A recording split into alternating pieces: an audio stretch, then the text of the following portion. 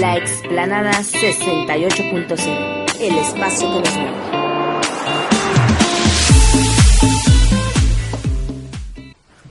Hola, muy buenos días. Le damos la bienvenida a La Explanada 68.0, el espacio que nos mueve. Hoy es 20 de agosto, transmitiendo en vivo en las instalaciones de la Asociación Nacional de Locutores aquí en la Zona Rosa. Les recordamos nuestras redes sociales donde nos pueden ubicar ya en el Facebook La Explanada 68.0 y en nuestro correo electrónico laexplanada68.0 @hotmail.com. Y bueno, esta mañana es muy especial para mí. Se encuentra con nosotros el licenciado Gerardo David Sandoval Soto. Él cursó la licenciatura en Filosofía en el Instituto Superior de Estudios Eclesiásticos, la licenciatura en Teología en la Universidad Católica Lumen Gentium, la licenciatura en Ciencias de la Comunicación en la Universidad de Insurgentes, y ya cuenta con la carta de aceptación en la maestría en Teología y Mundo Contemporáneo en la Universidad Iberoamericana. Él ha sido docente en las materias de Lógica, Ética, Filosofía, Teología en el Instituto Saint-Pierre, así como también ha sido docente en las materias como Moral y Ciencias Religiosas en la Universidad Católica Lumen Gentium. Le doy la bienvenida, licenciado, aquí a las instalaciones de la Asociación Nacional de Locutores. Le aprecio que esta mañana nos acompañe aquí en la Explanada 68.0. Gracias, Connie. Muy buenos días a todos nuestros radioescuchas. Es un gusto estar aquí y pues vamos a responder a las dudas que tengan todos ustedes. Ok, bueno, pues sin más preámbulo, pues vamos a empezar porque hoy es un tema que pues ha causado cierta curiosidad para mí, en mi persona. Aquí el licenciado David nos hablará de la posición de la Iglesia ante el artículo 146 del Código Civil en el Distrito Federal, el cual establece que el matrimonio es la unión libre de dos personas para realizar la comunidad de vida. Anteriormente, antes de la modificación, establecía que era la unión libre de un hombre y una mujer cuyo principal objetivo era la procreación. Y a partir de la reforma promovida por el Partido de la Revolución Democrática, PRD, fuimos la primera entidad federativa en aprobar mediante la Asociación de Convivencia la unión de dos personas del mismo sexo. Y aquí quisiera yo saber, licenciado David, ¿cuál es la posición de la Iglesia ante esta reforma? Tenemos que tener nosotros como ciudadanos una posición por parte, cuestiones religiosas y cuestiones legales o todo. ¿Cuál es la posición? ¿Cómo juega la Iglesia en esta situación? Bueno, te pongo en contexto una cuestión. Todo este problema radica en una cuestión meramente nominal. Uh-huh. Es decir, una cuestión de utilización de términos. La Iglesia como tal se dirige solamente a sus adeptos, a los bautizados en este caso, pero a ellos es a los que les importa llegar. Uh-huh. Sin embargo, hubo una reunión hace ya 50 años, el Concilio Vaticano II, donde se agregó una cosita muy específica a lo que antes no existía. Es decir, todas las constituciones, es decir, todas las, digamos, las leyes de ese momento, del 1964, giraban en torno a los miembros de la Iglesia, obispos, sacerdotes, diáconos, pero también se hacía una indicación importante: a todos los hombres de buena voluntad. Es decir, con esto la Iglesia, ¿qué quiere decir? Con esto contexto. Uh-huh. Me dirijo a los miembros de mi Iglesia, uh-huh, pero también me dirijo a todos los hombres de buena voluntad que busquen el mismo sentir de la Iglesia. Ahora, ¿cuál es el problema nominal que nos encontramos en este momento? La Iglesia lo que dice es: no podemos utilizar la palabra matrimonio como tal. ¿Por qué? El origen o la raíz latina de matrimonio viene de matrix y monus, uh-huh, es decir, una única matriz. Esto radica muchísimo antes de instaurarse la Iglesia como la religión oficial por Constantino. ¿Qué pasaba allí? Bueno, pues que los hombres siempre hemos sido muy canijos y entonces embarazaban a las mujeres y no se hacían responsables pues de los hijos que dejaban a las mujeres. Y entonces, como no existía una ley en el derecho romano que pudiera cubrir esta necesidad, entonces los hombres votaban a las mujeres y estaba entrando un problema en el Imperio Romano porque era un problema social y económico, ¿no? Porque tenía el imperio que dedicarse a esas mujeres. Bueno, entonces llega una ley específica en el imperio en la que dice, bueno, pues vamos a hacer que el hombre se responsabilice de una sola matriz. Si tú tuviste relaciones sexuales con esta mujer, tú te haces cargo de esa misma mujer y del resultado que da esta relación, que es la criatura, ¿no? Bueno, pues a partir de esto, y mediante la conformación de la religión cristiana como la religión oficial del imperio, esta misma cuestión la adopta la Iglesia. Y ¿qué es lo que dice al respecto a la Iglesia? Bueno, la Iglesia ve al matrimonio, a esta ley del Imperio Romano, no solo como una mera ley, como lo veía el imperio, hazte cargo de, no, sino le da el tinte que Jesucristo quiere darle a esta cuestión. Ya existía el matrimonio antes de toda la creación, digamos, cuando se hizo, como nos dice la Biblia, Adán, Eva, ya existía el matrimonio, sí. No como institución, no. ¿Cómo se le llama a esa cuestión? Matrimonio natural. Matrimonio natural. Matrimonio natural. Entonces, una persona que lo traslado a estos días, una persona que no está casada, que le decían nuestras abuelitas que vivían en Amaciato, pues no viven en tan Amaciato, tienen un matrimonio natural. Ahora, como bautizados, nos da ese gran regalo la Iglesia, ¿de qué? De hacer de ese matrimonio natural una gracia específica. ¿A qué me refiero con gracia?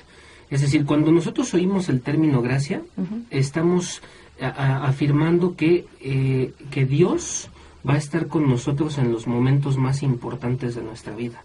En el bautismo se nos da una gracia, que es la gracia de ser hijos de Dios.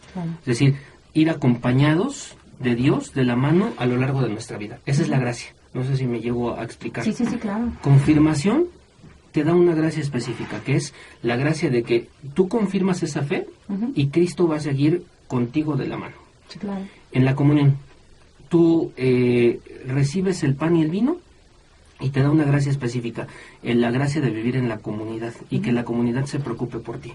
Bueno, ¿qué es en el matrimonio? La gracia del matrimonio es, voy a formar este matrimonio natural, pero lo hago con esta gracia específica, que no solo nosotros dos vamos a tomar las decisiones en este matrimonio, sino le estamos agregando una tercera persona que decimos por la fe que es perfecta.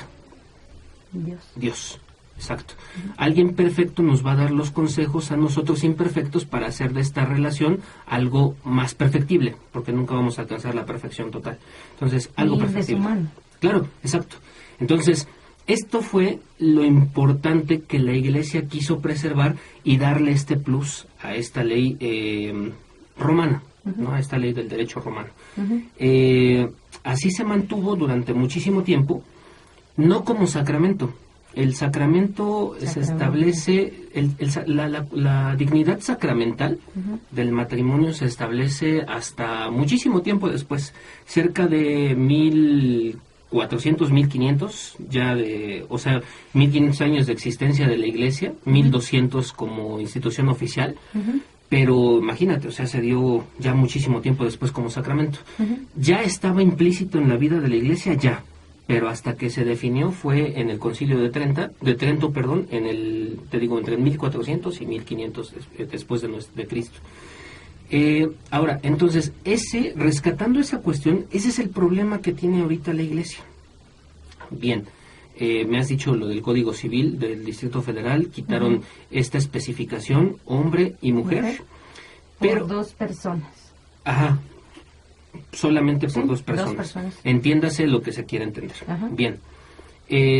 Si no mal recuerdo, a inicios de 2000, no recuerdo ahorita bien el año en específico, pero a inicios del 2000, el Partido de la Revolución Democrática fue el que impulsó lo que en un primer momento se llevó a cabo como uniones, sociedad en convivencia. Mira, la iglesia no tiene problema en eso. Dos viejitos pueden vivir en una sociedad de convivencia y no ser nada. No hay ningún problema. La iglesia tampoco tiene problema en que dos hombres o dos mujeres vivan. ¿Sabes que a veces es la iglesia un poco torpe? Un poco torpe. Porque por querer imponer a veces y no entrar en diálogo constante con la sociedad en la que vive, se pierde de oportunidades muy grandes. Es decir, ¿a qué me refiero? No es por querer echarle mucho menos, pero si la iglesia hubiese aceptado este término de las sociedades de convivencia, no estaríamos ahorita en el plano en el que estamos. Así es. Pero la iglesia le echó limón a la herida y entonces por eso ahora estamos en un nivel que sí ya pasa de lo ordinario de las cosas y al querer utilizar una palabra que nada tiene que ver con este tipo de sociedades de convivencia. ¿Qué dice la iglesia respecto a la homosexualidad? Nosotros como iglesia tenemos 3 fundamentos importantes. Los protestantes te van a decir que solo las escrituras son lo importante. No, la iglesia no puede decir, porque si las escrituras te dicen pégale a tu esposa para que te salves, sería muy tonto seguirlo. Así es. Entonces, la iglesia se basa en 3 fundamentos. 1, las Sagradas Escrituras, la interpretación de las Sagradas Escrituras en los primeros siglos de la iglesia, lo que se le llama la tradición. Estoy hablando de después de que se murieron los apóstoles, 400 años todavía, es decir, para que te des una idea, es los hombres que escucharon directamente las anécdotas de los apóstoles y que se fueron contando. Ya cuando empezaba a tergiversarse la información, ya tenemos que cerrar ese ciclo, y a ese ciclo se le llama la tradición, o los padres de la iglesia. Y el gran bloque, hasta nuestros días, con Francisco, que se le llama magisterio. El magisterio. Es decir, tradición, padres de la iglesia y magisterio es la interpretación que le damos a este fundamento. Muchas cosas que no están escritas en la Biblia, pero que la tradición ha dicho que se hacen de esta forma, porque las culturas, mediante su simbología y todas estas cosas, han tenido cosas propias que las podemos adaptar. Te pongo un ejemplo. Navidad. Cristo no nació en diciembre. Cristo nació en abril, entre marzo y abril. ¿Qué es lo importante aquí? ¿Por qué se celebra en diciembre? Porque había una fiesta al dios Juno, al dios Sol, en el Imperio Romano, que se festejaba precisamente el 24 de diciembre. ¿Y por qué no? Exacto, asociando Cristo en la iglesia siempre se ha considerado como el sol que nace de lo alto. Juno era el sol que nace de lo alto. Juno se asocia a Cristo, entonces vamos a ocupar esta fecha para exaltar el nacimiento de Cristo. Sí, claro, porque es lo más supremo, ¿no? Exacto. Ahora, te vas aquí a México, no es el caso solamente de Roma, te vas aquí a México. La Pachamama de las comunidades indígenas. Se asocia con nuestra Madre del Cielo. La Pachamama es la Madre del Cielo. O si quieres ponerle Tonantzin, Virgen de Guadalupe. La Tonantzin que era en el Tepeyac, la madre de todos los dioses, y justo la Virgen María escoge ese lugar del Tepeyac para aparecerse. Entonces, Tonantzin, y entonces le ponemos Tonantzin a la Virgen de Guadalupe que se apareció allí. Para ir como dándole lógica, sentido, significado. Para no hacer las tonterías que hicieron aquí en América los conquistadores. Es decir, acabar con todo y no rescatar la riqueza que tenían todas las culturas. Sí, claro. Como lo afirmaban. Esto es como cosa cultural, pero si hubiesen llegado otro tipo de españoles a conquistarnos y no los más tontos que nos vinieron a dejar aquí, otra cosa hubiese sido, todavía tendríamos las pirámides, todavía tendríamos las estructuras bellísimas, bueno, quién sabe si igual, ¿verdad? Con el hundimiento, pues todas ya destruidas, pero otra cosa hubiese sido. ¿Me explico? Entonces la iglesia toma de, no solo la escritura, sino toma de otras interpretaciones para sí, porque la escritura, si bien ya está cerrada, como lo dice en el Apocalipsis, ya no puede haber otra revelación pero sí se puede ir interpretando conforme el signo de los tiempos, así nosotros le decimos, el signo de los tiempos. La escritura no le va a decir solo a Connie y no me va a decir nada a mí, no. Tus signos de los tiempos se van a acordar de acuerdo a tu vida, y los signos de los tiempos de la escritura se van a acordar de acuerdo a mi vida, y los signos de los tiempos se van a acordar de acuerdo a nuestra pequeña comunidad que estamos formando en este momento. Entonces, eso es lo que dice la Iglesia. O sea, volviendo a la cuestión, o sea, muchachos, esto es lo que nosotros decimos. Y dentro del magisterio existe un libro que no mucha gente conoce. Lo hizo Juan Pablo II entre el 70 y el 80. Se llama Catecismo de la Iglesia Católica. Eso ha sido una gran herramienta para toda la Iglesia, porque se eliminaron todos los catecismos chiquititos que existían. Padre Ripalda, ese que nos enseñaba a nosotros, ¿quién es Dios? Dios es un Padre misericordia. Bueno, se elimina eso y se pone, aunque es un libro gordísimo, pero allí viene resumido todo lo que creemos y todo lo que somos como cristianos bautizados. Y en el numeral 2357 y 2358 del Catecismo de la Iglesia Católica, dice el Catecismo: no podemos hacer menos, discriminar a ninguna persona por su condición sexual, orientación sexual, es decir, homosexuales y lesbianas. No podemos. De hecho, te he de comentar que precisamente derivado de la igualdad de sexo es que logran el poder que apareciera esto de dos personas por discriminación, por igualdad. Sí, logran esas palabras mágicas. Es la igualdad. ¿Sí? Pero fíjate, la igualdad, en su momento lo vamos a platicar, pero la igualdad malentendida. Ahorita lo vamos a tratar de explicar. Entonces, dice, ¿qué es lo que ha dicho Francisco? O sea, esa es la doctrina de la Iglesia. No podemos rechazar a nadie. Y lo que ha dicho Francisco en sus palabras es, si Dios no juzga en este momento, yo no soy quien para juzgarlo. A nadie. Si buscan de corazón, sinceramente a Dios, no soy quien para juzgarlo. Sí, claro. Entonces la Iglesia es eso. Mira, la Iglesia está... No la Iglesia. Bueno, dentro de las filas de la Iglesia hay mucha gente de diferentes tipos. Hay lesbianas, hay homosexuales, hay heterosexuales. Pero fíjate que quienes son los que ayudan más en la Iglesia, dígase en los grupos parroquiales, dígase como secretarios, como, no sé, de las sacristanes inclusive, los floristas inclusive de la Iglesia, hay mucha gente que es homosexual y que trabaja en la Iglesia. Sí, claro. Pero mira, para ellos... Yo tengo muchos amigos homosexuales. Claro, yo también lo tengo, y no hay ningún problema. Sí. Y porque son hijos de Dios. O sea, no podemos decir, estos son los hijos bastardos de Dios, no. Porque entonces yo también entraría en ellos, porque soy pecador. Claro. No. O sea, la Iglesia dice, acójanlos y trabajen con ellos. Acójanlos y trabajen con ellos. Ahora, esto es específico para los bautizados. Esto que voy a decir. El bautizado tiene la obligación... Y en este caso el homosexual o lesbiana bautizado en la Iglesia, lo que le pide la Iglesia para no entrar en pecado es no tener relaciones sexuales. Porque ¿cuál es la cuestión de lo malo para la Iglesia? Los actos homosexuales. Eso es lo malo. Los actos homosexuales. Una cosa es la homosexualidad. Y otra cosa es los actos homosexuales. Es decir, las relaciones homosexuales. Sí, claro. Pero esto hay que entenderlo en un contexto, Connie. Esto hay que entenderlo en un contexto. La Iglesia cristiana tiene sus raíces en el judaísmo. ¿Nos sirvió o no nos sirvió? No puedo decirlo, no soy quien para juzgarlo. Pero estamos hablando de una sociedad completamente machista. Una sociedad en la que es muy importante la figura del hombre como tal, ¿no?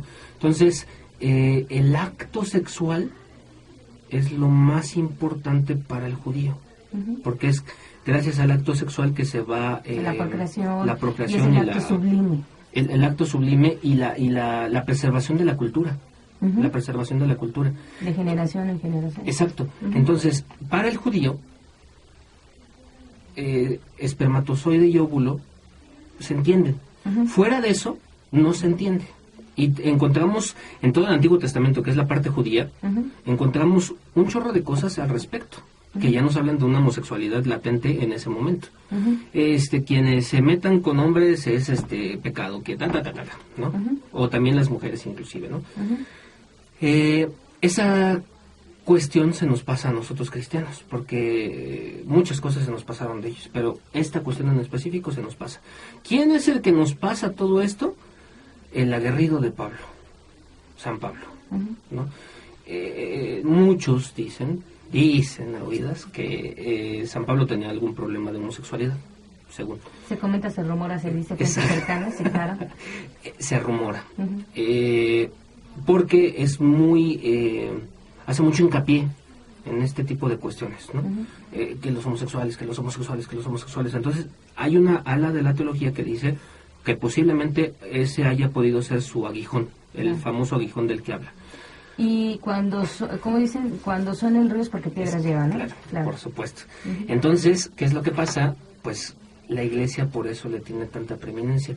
No entiende la Iglesia otra cosa que no sea la generación y con ello obviamente la procreación y la educación de los hijos, porque para eso al final de cuentas sirve el matrimonio. Como te decía tu abuelita, ¿no? Como Dios manda. Como Dios manda. Es que acuérdate que hay tres vertientes, o sea, es uno, para vivir en comunidad. El matrimonio es uno, para vivir en comunidad, en esta pequeña comunidad donde ya no son dos, sino una sola carne. Y el resultado de esa unión carnal y espiritual será la procreación y la educación de los hijos. Ese es el matrimonio. Ahora, pero solamente eso es lo que les pide a los bautizados. Es que nos ha costado tanto trabajo a la sociedad, a la iglesia, a los ministros, el podernos abrir, porque antes era todo como tan cerrado, como para adentro, como por no salgas, no digas, no, porque vas a ser señalado, como, en la casa, como en la familia, ¿no? Yo creo que nos ha costado un poquito de trabajo, nos hemos tenido que abrir poco a poco, y sí, efectivamente, son conductas, son sentires para mí, ¿no? Son sentires que a lo mejor a ti te gusta el café, pero a mí me gusta también el café, pero con leche, claro, ¿no? Yo creo que nos ha costado un poquito de trabajo respetar. Nos ha costado, bueno. Ahora, en ese sentido, mira, la Iglesia no va a cambiar de parecer. Nunca. O sea, ¿por qué no cambia de parecer? Porque debemos entender que es un depósito de la fe. O sea, es un depósito de la fe. Ahora, si me preguntas desde mi interpretación teológica, yo creo que Cristo, Dios ama a todos. Somos hijos de Dios. Claro, ama a todos. Y como lo dice el Papa, es más grande la misericordia de Dios por encima de todas las leyes humanas. Yo, Gerardo David, no Iglesia. ¿Qué es lo que dijo? Mira, mientras de que la gente sea feliz, claro, yo no voy a obligar a un homosexual a vivir con una persona, con una mujer. ¿Por qué? Porque estoy llevándolo a la infelicidad. Y entonces todos los argumentos filosóficos de Aristóteles con su proyecto de eudemonológico de la felicidad se vienen para abajo. El proyecto de San Agustín en la parte filosófica también con la ciudad de Dios, la felicidad de la ciudad de Dios, se viene para abajo. El proyecto de Tomás de Aquino de alcanzar la beatitud, la felicidad, se viene para abajo. O sea, creo yo que una de las misiones que tenemos todo ser humano que transitamos en este universo es ser feliz. Claro, eso es para lo que estamos. Ser feliz. La vida es tan corta, la orilla de una a la otra es tan pequeña, es un suspiro, que ese es uno de los de las misiones que tenemos, ser feliz. Ser feliz y hacer con tu felicidad feliz al otro. Claro. O sea, ese es lo que proponía Martin Buber, lo que han propuesto Carlos Díaz, los personalistas, ¿no? Ser feliz y que con tu felicidad hagas feliz al otro. Esto es lo que no nos entiende. O sea, como institución ya no vas a poder cambiar esto, ¿no? Pero sí en una interpretación, sí. Ahora, ¿qué es lo que recomiendan muchos sacerdotes? ¿Qué es lo que recomiendan? Bueno, mira, hijo, o sea, sí. Pero lo mismo que te exijo yo a ti heterosexual, te lo exijo a ti homosexual y lesbiana. No andes de promiscuo. Claro. No andes de promiscuo. Y en la mayor de los casos, utiliza condón. Bueno, en el caso de las lesbianas no hay necesidad, pero sí en el caso de los hombres, de los homosexuales, utiliza condón. Porque, mira, no lo han sabido explicar el cardenal Norberto, no lo ha sabido explicar, y todos sus allegados, no lo ha sabido explicar. Esto que dijo, se creó mucha controversia, perdón por el comentario, pero se creó mucha controversia entre la cuestión del ano y todas estas cosas, ¿no? Mira, ciertamente es una región por la que desechamos nosotros, ¿no? Entonces es una región sucia. Sí. Pues utiliza un condón, siempre preservándote tu salud. O sea, exacto, porque al final de cuentas la vida ha sido un regalo y es el mejor regalo que Dios te da. Entonces, muchos curas y muchos teólogos de esta ala somos los que decimos, mira, o sea, sería muy tonto decir que vivas como hermanito con tu pareja. No. Claro que no. Pero mira, si estás así, tú en específico homosexual, ten cuidado. Valora el gran regalo que te ha dado Dios, que es la vida. Y te dio un estuche que es tu cuerpo. Claro. Dale mantenimiento, cuídalo, protégelo. ¿Sí? Y si tú lo proteges, pues obviamente que vas a proteger a la otra persona. Claro. Ahora, eso es la opinión. Hasta ahí yo me quedaría para que no se cause escándalo. No. Pero, ¿qué es lo que entonces propone la Iglesia? Propone la Iglesia que es muy aferrado, o sea, porque mucha gente dice, pero es que no es término exclusivo de la Iglesia matrimonio, no es término exclusivo de la Iglesia, pero es término exclusivo de la humanidad, de la humanidad, es término exclusivo de la cultura. Estaba yo leyendo algunos comentarios en Facebook que decían, no, pues es que la RAE, la Academia de la Lengua Española, dice que el matrimonio es esto precisamente lo que ya viene en el Código Civil. Sí, pero la RAE ya ahorita está cayendo en un problema muy grande porque ya acepta cualquier cosa, sí, ¿no? Entonces ya no es la cuestión de antes. Y los tiempos, aunque van cambiando, hay muchas cosas que no pueden cambiar.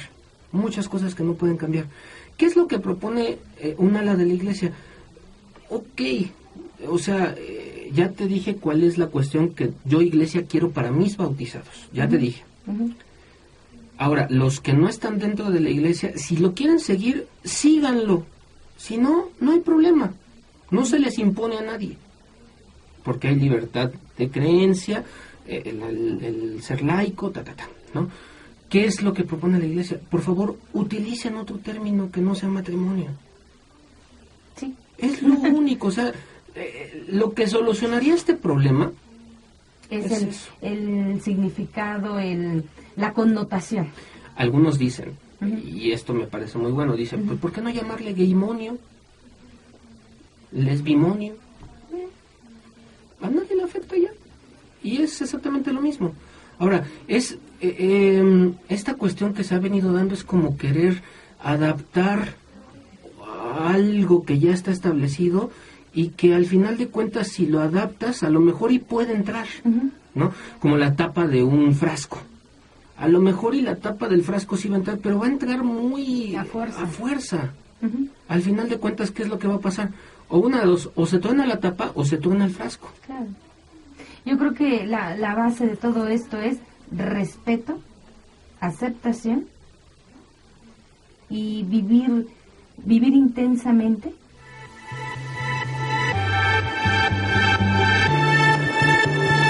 Yeah, he never said